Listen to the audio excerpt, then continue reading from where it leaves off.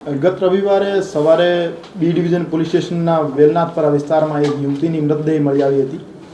પ્રથમ દ્રષ્ટિએ આ યુવતીના માથામાં ઈજાઓના નિશાન હતા. એના ઉપરથી પ્રથમ દ્રષ્ટિએ એવું લાગતું હતું કે એની હત્યા થયેલી છે.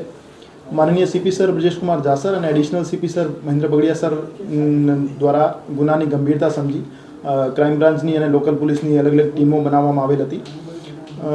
આ તપાસના કામે મનોજ દામોર સાહેબ, પીઆઈ શ્રી જાદવ સાહેબ અને પીઆઈ શ્રી ગોંડલિયા સાહેબની ટીમોને ટેકનિકલ અને હ્યુમન સોર્સના આધારે હકીકત મળી કે એ જે યુવતી છે, યુવતીના પતિ હિતેશભાઈ છે, એમના દ્વારા જ એમની હત્યા કરવામાં આવેલ છે.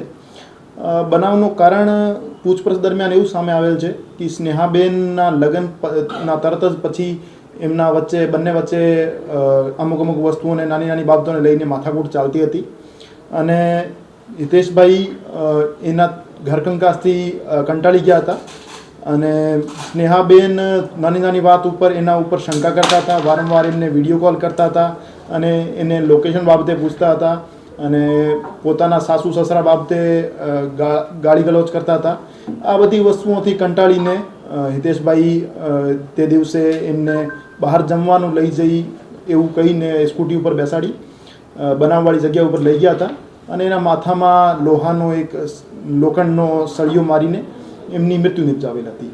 એના માથા ઉપર 3 ઘાવ હતા, એક નાક ઉપર, એક કાન ઉપર અને એક માથાના પાછળના ભાગે. એમના પતિ દ્વારા હત્યાનો બનાવ આપેલો કારિત કર્યા પછી જે મરણ થનાર છે એના ઘરનાઓને સંપર્ક કરવામાં આવેલ હતો કે તમારી બહેન ઘરેથી નીકળી ગઈ છે પાણીપુરી ખાવાનું કહીને અને મળતી નહીં. તો એના પછી આખી રાત એમના સાથે મળીને શોધખોળ પણ કરવામાં આવેલ હતી અને જે એમના પતિ છે એમની સ્કૂટી ઉપર બ્લડના દાગા મળી આવેલ હતા અને એમના કપડા પર હ્યુમન બ્લડના દાગાઓ મળી આવેલ હતા. એના કારણે પ્રથમ દ્રષ્ટિએ એના ઉપર શંકા ગઈ અને પછી પૂછપરછ દરમિયાન એમના દ્વારા કબૂલ કરવામાં આવેલ હતું કે એમના દ્વારા જ હત્યા કારિત કરવામાં આવેલ છે. અને લગ્નગાળાના શરૂઆતથી જ એમના વચ્ચે નાની નાની બાતોને લઈને મનદુખ ચાલતો હતો. આરોપી જે છે એને લાંબા સમયથી પ્લાનિંગ કરેલ હોય એવું હજુ સુધી પ્રાથમિક પૂછપરછમાં સામે નહીં આવ્યો. તે જ દિવસે એને 3-4 વખત જે મરણ થનાર છે એમના દ્વારા કોલ કરવામાં આવેલ હતા કે તમે મને બહાર લઈ જવાનું કહેતા હતા સવારે અને હજુ સુધી ઘરે કેમ નહીં આવ્યા, તમે ક્યારે આવશો? તો વારંવાર કોલ કરવાથી અને વારંવાર જે માથાકૂટ ચાલતી હતી એના કારણે એને નિર્ણય લીધો કે આજે એને મારી નાખવાની છે. એ જે આરોપી છે, આરોપી પોતાના કારખાને ઉપર હતા.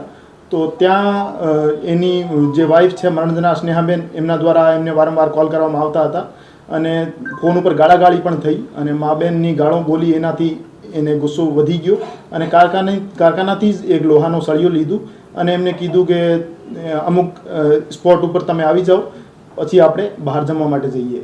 અને ત્યાં સ્કૂટી ઉપર બેસાડીને અવાવરૂ જગ્યા ઉપર લઈ ગયા અને પછી એમના માથા ઉપર વાર કરેલ.